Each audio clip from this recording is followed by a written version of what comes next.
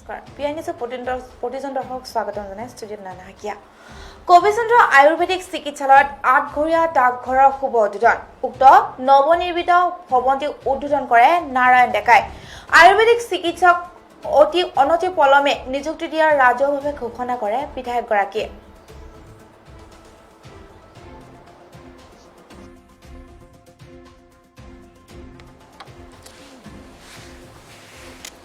কবিচন্দ্ৰ আয়ুৰ্বেদিক চিকিৎসালয়ত 8ঘৰীয়া ডাকঘৰৰ নিৰ্মিত ভৱনৰ শুভ উদ্বোধন কৰে বৰক্ষেত্ৰী সমষ্টিৰ বিধায়ক নাৰায়ণ ডেকাই অতি সোনকালে নিযুক্তি দিয়া হ'ব আয়ুৰ্বেদিক চিকিৎসক বিধায়ক নাৰায়ণ ডেকাৰ ৰাজহুৱা ঘোষণা নলবাৰী জিলাৰ বৰক্ষেত্ৰী সমষ্টিৰ 53/7 নং সানেগুছি গাঁও পঞ্চায়তৰ অন্তৰ্গত 8ঘৰীয়া কবিচন্দ্ৰ আয়ুৰ্বেদিক চিকিৎসালয় 8ঘৰীয়া ডাকঘৰ নৱনিৰ্মিত ভৱনৰ শুভ উদ্বোধন কৰে বৰক্ষেত্ৰী সমষ্টিৰ বিধায়ক নাৰায়ণ ডেকাই চতুৰ্থ বিত্তীয় আয়োগৰ 2018 পৰা 19 বৰ্ষৰ প্ৰথম কিস্তিৰ পুঁজিৰে নৱনিৰ্মিত ভৱনৰ শুভ উদ্বোধন অনুষ্ঠানটোত সেই অঞ্চলৰ বিশিষ্ট ব্যক্তি আৰু গাঁওবুঢ়া সকলৰ লগতে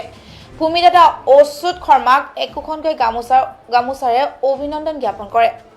53/7 নং সানেগুছি গাঁও পঞ্চায়তৰ সভাপতি মুনীন্দ্ৰ বেজ আৰু নিৰ্মাণ সমিতিৰ সভাপতি হেমেন ভট্টই আঁত ধৰা অনুষ্ঠানটোত অৱসৰপ্ৰাপ্ত অধ্যাপক কনক লহকৰ বিজেপিৰ বৰভাগ মণ্ডলৰ প্ৰাক্তন সভাপতি প্ৰদীপ ডেকা দামোদৰ ধাম পৰিচালনা সমিতিৰ সম্পাদক জিতেন ডেকা বিশিষ্ট সমাজকৰ্মী তথা শিক্ষক হৰিপ্ৰসাদ মজুমদাৰ বৰভাগ জিলা পৰিষদৰ সদস্য পদুমী দাস আৰু বিজেপি বিষয়াববীয়াসকলৰ লগতে সেই অঞ্চলৰ কেইবা শতাধিক লোক উপস্থিত থকা পৰিলক্ষিত হয় বিধায়ক ডেকাই অতি সোনকালে আয়ুৰ্বেদিক চিকিৎসালয়ৰ এজন আয়ুৰ্বেদিক ডাক্তৰ নিযুক্তি দিয়া হ'ব বুলি ৰাজহুৱাভাৱে ভাষণত প্ৰসংগত উল্লেখ কৰে অতি কম সময়ৰ ভিতৰত ভৱনটো নিৰ্মাণ কৰাত বিধায়কজনৰ লগতে নিৰ্মাণ সমিতিক নিৰ্দিষ্ট বক্তাসকলৰ লগতে ৰাইজে প্ৰশংসা কৰা পৰিলক্ষিত হৈছে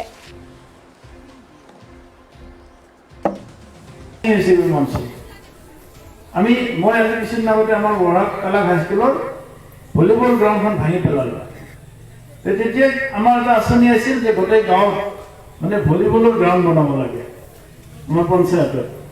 পঞ্চায়তত ভলীবলৰ গ্ৰাউণ্ড হ'ল সেইখনত খেলিব পাৰিছে নে পৰা নাই এইবাৰ পইচা পঞ্চায়তত দিছে ৰাইজে অগ্ৰাধিকাৰ দিয়া উচিত আৰু সেইকাৰণে আমি পঞ্চায়তৰ ধনেৰে ৰাইজৰ চাহিদা অনুসৰি আমি কাম কৰাৰ সুবিধা পাইছো আজি আন্তঃগাঁথনিৰ ক্ষেত্ৰত আমি যথেষ্টখিনি সফল হৈছো আজি আপোনালোকে দেখিছে আজি বৰভাগত যদি লক্ষ্য কৰে যিটো চুবুৰীত যাব সেইটো চুবুৰীতে ৰাস্তা কাম হৈ আছে বৰভাগৰ প্ৰধান ৰাস্তা এইটো আমাৰ পৰা পাইকাৰলৈকে ইতিমধ্যে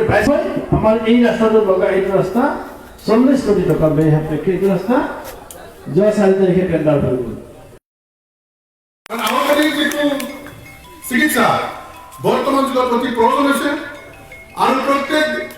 মেডিকেলতে এজন আয়ুৰ্বেদিক ডাক্তৰ লাগে কিন্তু আমাৰ ঠাইত আয়ুৰ্বেদিক প্ৰতিষ্ঠান থকাটো ডাক্তৰ নহয় এই পৰ্যন্ত গতিকে মই টানি অনুৰোধ জনাইছো তেখেতে এজন ডাক্তৰ আনি ইয়াত সেই অভাৱটো আমাৰ পূৰণ কৰে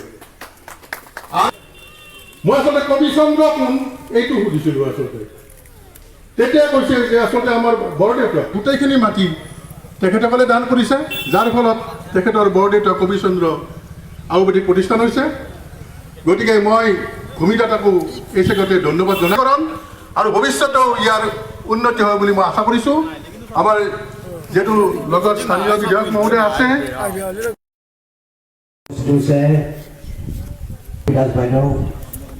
আমাৰ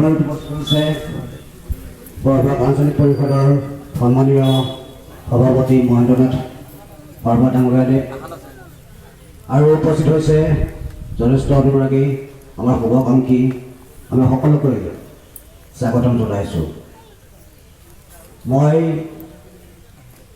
সানেগুছি গাঁও পঞ্চায়তৰ সচিব প্ৰমুখে সন্মানীয় ব্যক্তিসকলক মঞ্চলৈ আসন গ্ৰহণ কৰাৰ কাৰণে আহ্বান জনাম আৰু তেখেতক আগবঢ়াই দিয়াত হৈছে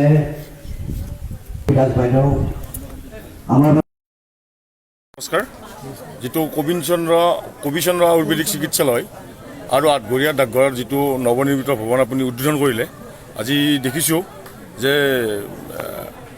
নিৰ্বাচনৰ সময়তো ইমানখিনি মানুহ আপোনাৰ গোট নাখায় আজি এই ক্ষেত্ৰত আপোনাৰ এই ভৱনটি উদ্বোধন কৰি কেনেকুৱা লাগিল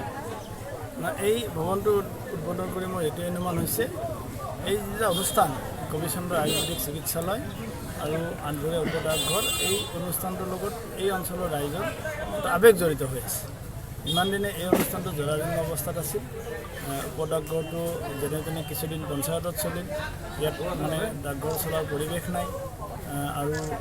কবিচন্দ্ৰ আয়ুৰ্বেদিক চিকিৎসালয় তেতিয়াৰ কবিৰাজজন ঢুকোৱাৰ পিছত